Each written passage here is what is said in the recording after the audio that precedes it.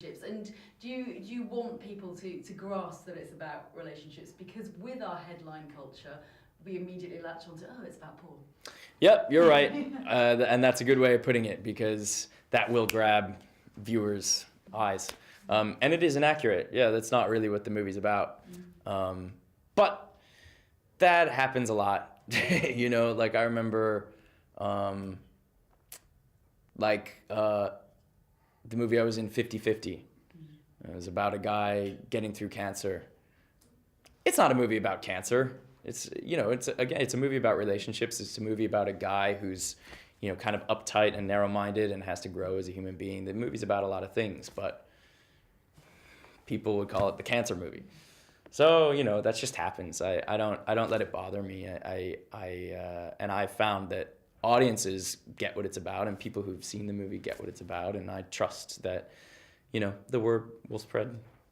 Well, it's great, thank you very much. I shall ask some questions for BBC, more sort of BBC News questions. Okay. If that's all right. Sure. Yeah. Yeah, we're rolling. Okay, happy.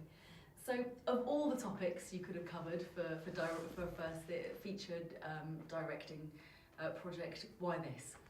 Well, I wanted to tell a story about love. And what I've noticed is that what's always getting in the way of love is how people objectify each other. In other words, how we, rather than connecting as individual people, we tend to compare each other to you know, this checklist of expectations. And we learn those expectations from different places, from our family or our friends or our church, or from different kinds of media. And that interested me in particular.